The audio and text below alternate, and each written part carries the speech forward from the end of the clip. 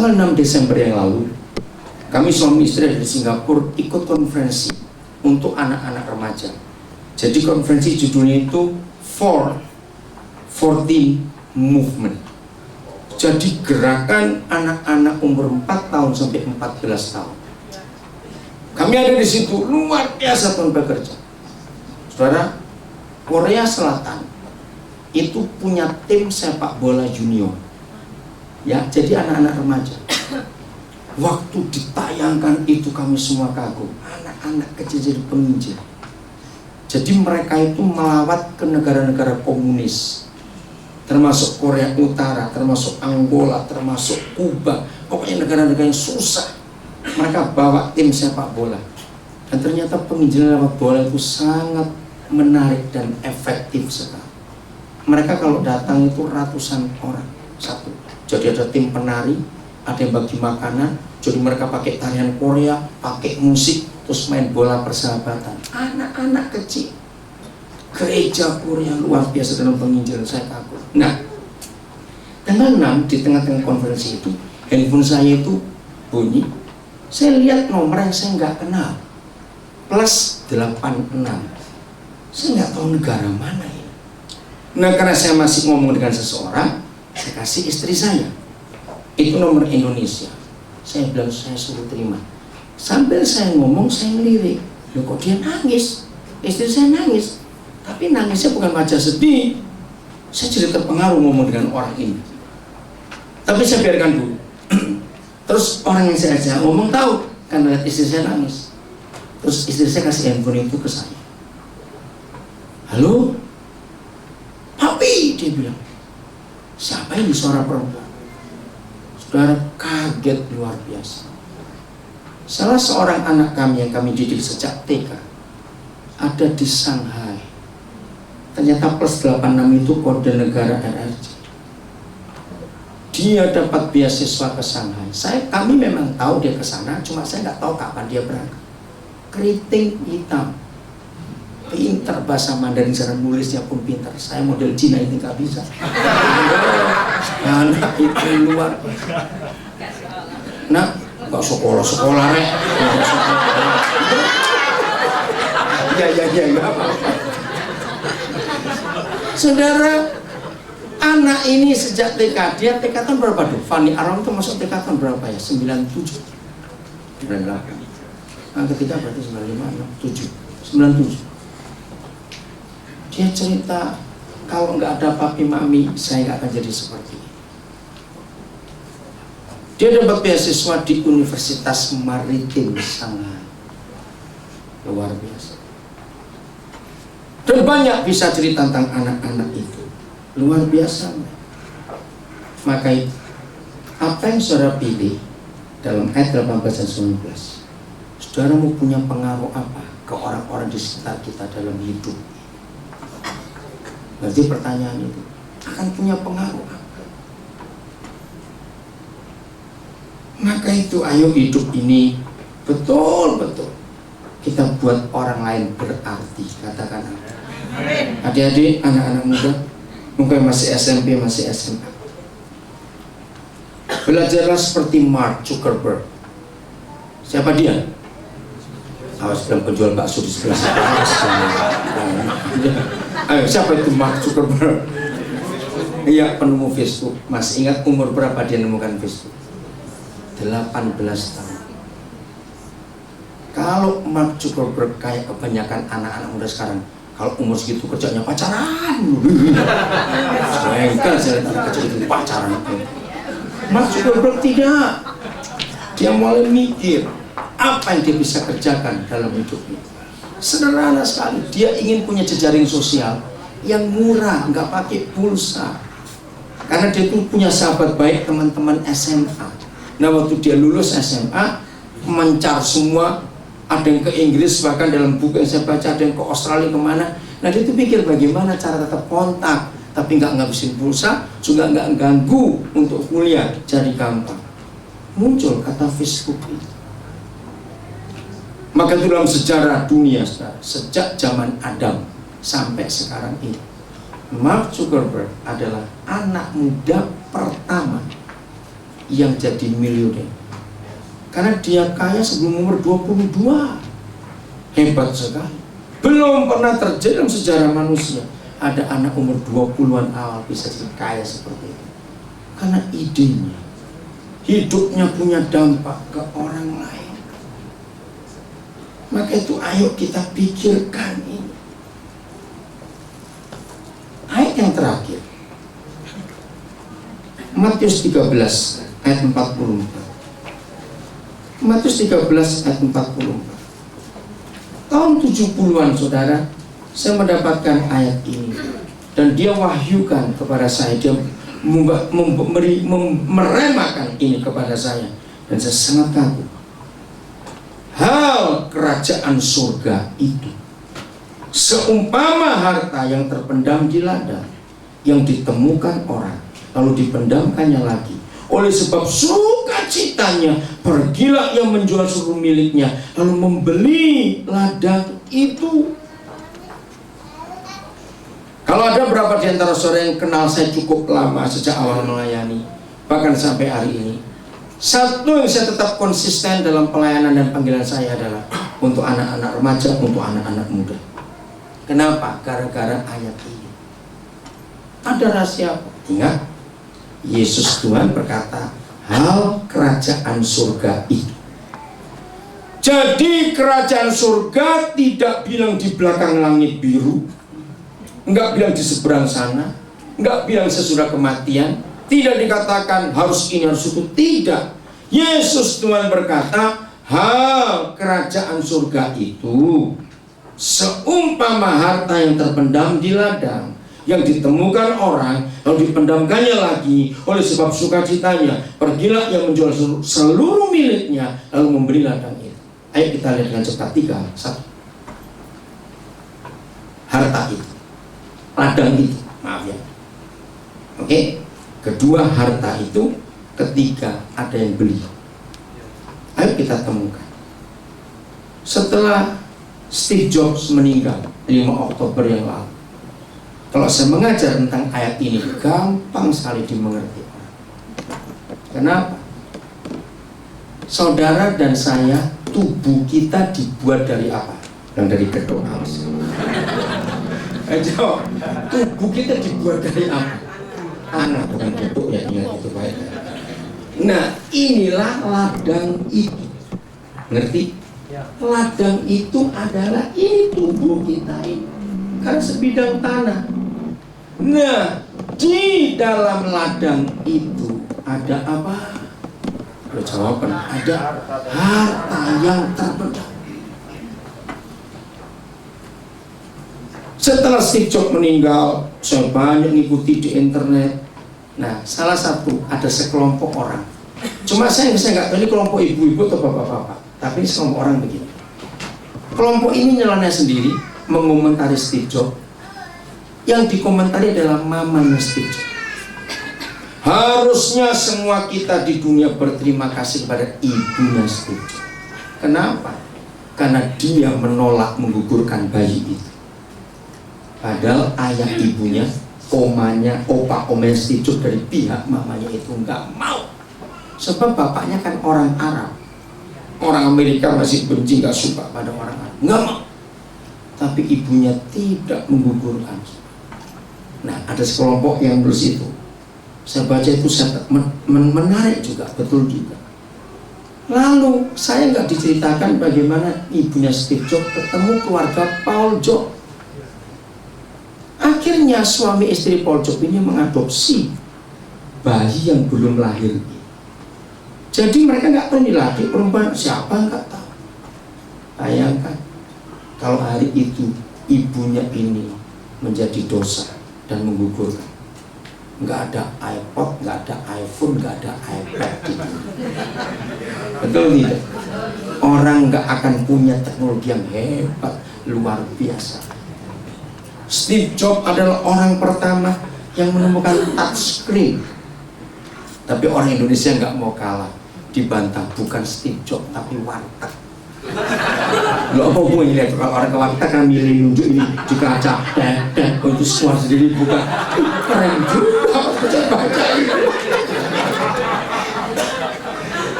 Saudara, kita melihat kehebatan Steve Jobs. Nah, itulah bukti bahwa di dalam ladang ini ada harta yang luar biasa. Amin. Setelah pemakamannya berapa hari itu saya tetap mengikuti, lalu saya disusun berapa orang. Saya mikir, seandainya di dunia ini ada sebuah komputer atau alat apa begitu ya, sebelum orang-orang pintar itu mati, terus alat itu bisa nyedot kepinterannya, itu disimpan kemana, dipindah ke saudara. Wih, keren betul dong kalau begitu. Nah, harta itu dia mati, dan ya untunglah Samsung kaya raya setelah dia mati. Betul-betul, oke, nggak ngerti, kok ngerti nggak apa-apa. Jadi di dalam hidup setiap kita, dengar, sejelek-jeleknya seorang, serusak-rusaknya masa lalunya, sehancur-hancurnya hidup setiap orang, itulah hal kerajaan surga. Di dalamnya ada harta yang terpendam. Nah, gara-gara ayat itu saya tuh ketemu orang, nggak peduli sejelek apa, serusak apa, nggak peduli. Saya akan tetap perhatikan dia. Pugu ditangkap polisi 3 hari yang lalu. Murid-murid dulu. Nah, saudara, anak ini saya tuh ketemu dia itu di Bandung Indah Plaza, BIP di Bandung. Tiba-tiba dia nyamperin, "Om, saya ikut Om ya." "Loh, kamu tuh siapa?" Terus dia cerita, "Saya dari panti asuhan situ." Ya udah, saya ajak ke panti asuhan itu. Saya ketemu pengurusnya, pimpinannya. Lalu diceritakan sangat hancur sekali hidup anak. Jadi waktu dia masih bayi, umur belum seminggu, itu ditaruh di pintu pagar panti asuhan Matahari Terbit. Tahu ya? Di Surabaya. Jalan apa tuh namanya? Kombes Durian. Ya, dulu namanya apa? Cendana. Ya. Nah, SD sampai lulus SD, anak ini bermasalah berat. Lalu dipindahkan ke Bandung. Bermasalah juga. Nah, terus saya tanya, lalu biasanya kalau ada anak-anak dari panti asuhan ini, itu bagaimana? Karena aturannya setelah SMP harus pergi, harus keluar. Nah, ini kan anak nggak tahu siapa orang tuanya. Keluar kemana? Nah, terus pimpinannya bilang, biasanya Pak, kami itu sudah punya keluarga-keluarga yang kami kenal, kami surati untuk mereka ambil anak-anak ini. Begitu prosesnya. Tapi anak ini nggak ada yang mau ngambil karena nakalnya minta ampun. Saudara bisa bayangkan. Jadi kadang, Pak, ingat, tidak ada seorang pun anak di dunia ini sebelum lahir buat proposal dulu ke papa mamanya. Betul tidak? Nggak ada. Jadi setiap anak yang dilahirkan bukan dia yang mau, tapi Tuhan yang mau. Ayat ini yang menolong saya untuk saya bisa mengasihi orang-orang seperti itu. Di antara banyak teman-teman pendeta yang kenal saya, mereka tuh juluki saya begini, Koden itu aneh. Kalau orang-orang lain koleksinya perangko kuno, ya enggak, barang-barang kuno. Tapi kalau Koden bilang koleksinya orang rusak. Makin rusak seseorang itu makin senang koleksi. Gara-gara ayat ini, saya mau buktikan kepada dunia, di dalam ladang itu ada harta yang luar biasa. Akhirnya saudara, saya sudah pindahkan dia ke beberapa rumah, selalu bermasalah. Yang terakhir itu, kan saya punya banyak rumah, nggak ada yang cocok lagi dengan dia, sudah bikin masalah. Akhirnya saya koskan.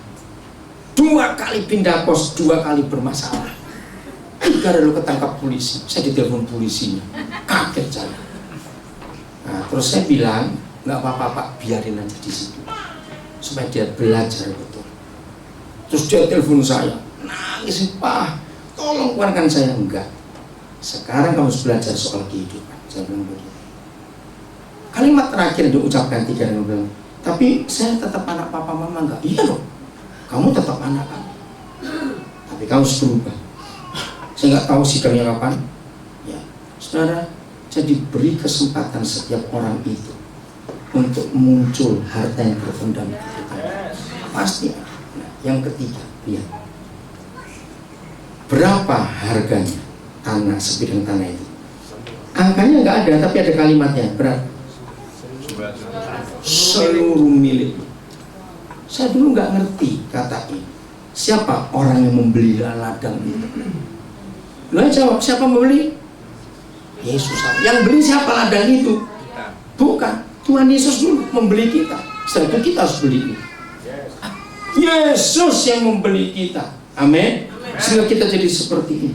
Nah, sampai suatu hari saudara, saya baca sebuah buku yang menarik sekali, yang ada arti segala sesuatu. Diceritakan begini, ada seorang apa itu ya, kolektor batu mulia. Orang ini kerjaannya keliling dunia cuma cari batu-batu langka yang berharga. Suatu hari di sebuah negara, dia masuk ke sebuah toko batu permata. Dia menemukan sebuah batu permata yang dia tahu ini nggak ada di dunia, sangat hebat. Akhirnya dia tanya kepada penjualnya toko itu, berapa harganya? Dia bilang tidak ada harganya. Tapi siapa yang ingin memiliki, berarti harus membayar semua yang dia punya. Oh, saya bisa. Jangan menghina saya kaya semua. Dia cerita permata ini permata itu, oke. Tapi ini beda. Yang ini nggak ada nilai. Ngotot, berikan saya sebuah angka. Tidak ada angka. Kamu punya apa? Itu semua. Saya punya 3 rumah.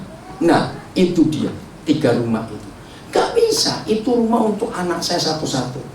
Dan mereka mau menikah. Oh, jadi kamu punya anak. 3 anakmu jual juga. Itu harganya. Nggak bisa. Saya itu punya pabrik.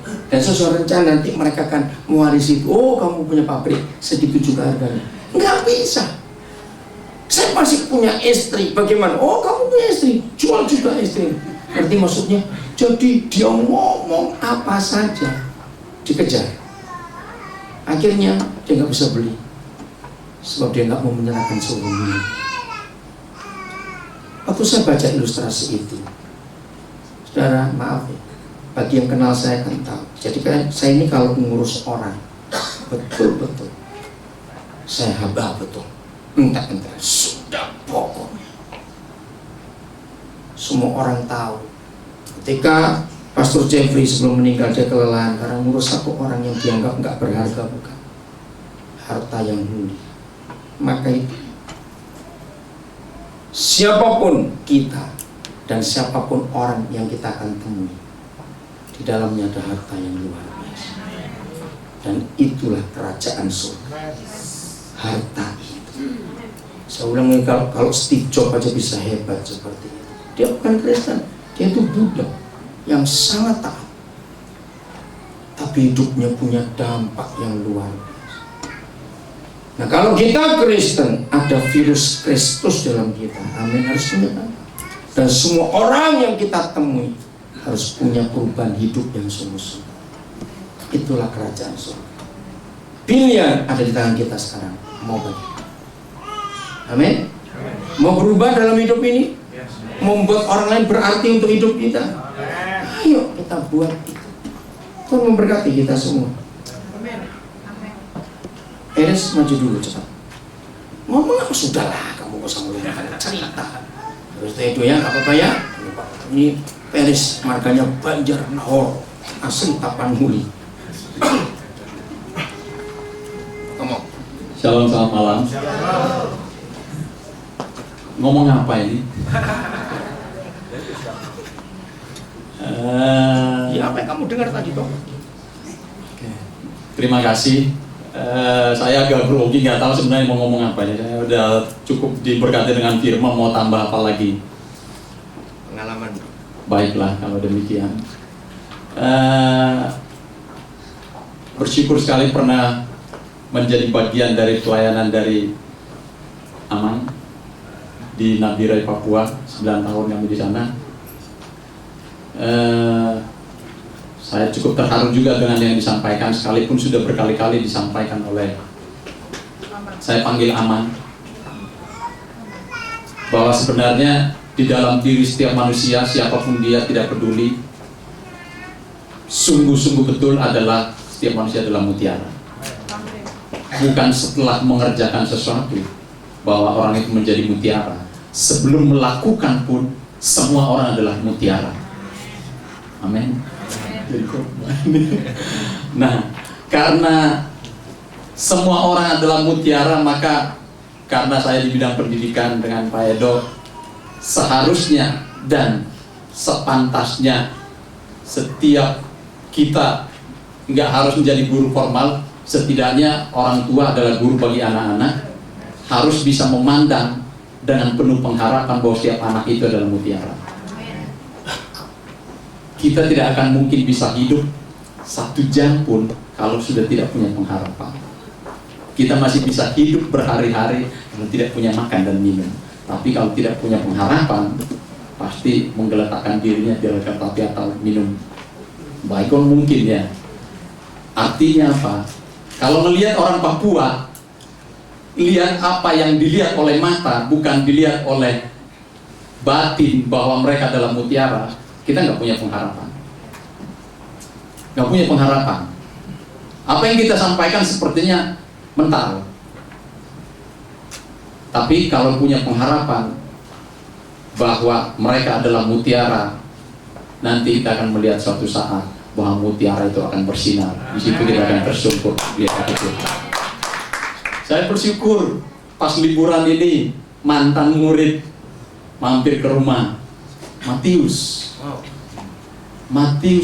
Sondegal Jitor Samin. Matius, dia datang ke rumah. Gimana Matius? Kamu bisa ikuti dia masuk di Universitas Brawijaya, ada di Institut Teknologi Bandung, ada di IPB, ada yang di Brawijaya. Saya pikir saya aja nggak bisa masuk situ. Ini orang Papua. Wah, dahsyat. Gimana kamu bisa ikuti? Jawabannya itu cukup menggetarkan jiwa. Kalau cuma kuliah gampang. Coba tanya anak kuliah sekarang, gimana bisa ikuti? Ya begitulah. Jawabannya begitu. Jawaban dia beda. Kamu bisa ikutin? Kalau cuma kuliah gampang, terlalu gampang, dia bilang. Bayangkan seorang anak Papua yang tinggal di pedalaman, nggak tahu. Sampai di Brawijaya, saya berada dengan istilah saya, dia menaklukkan malam. Dia menaklukkan malam. Jadi kalau dilihat dulu dia seperti apa, mungkin cuman kamu nggak ada apa-apanya. Sekarang saya harus angkat tangan kepada dia. Dia masuk di Brawijaya, saya masuk di Universitas ecek-ecek, kan gitu ya. Nah, tapi inilah yang harus saya kira kita miliki semua, bahwa di dalam setiap orang ada mutiara yang terpendam. Tuhan memberkati.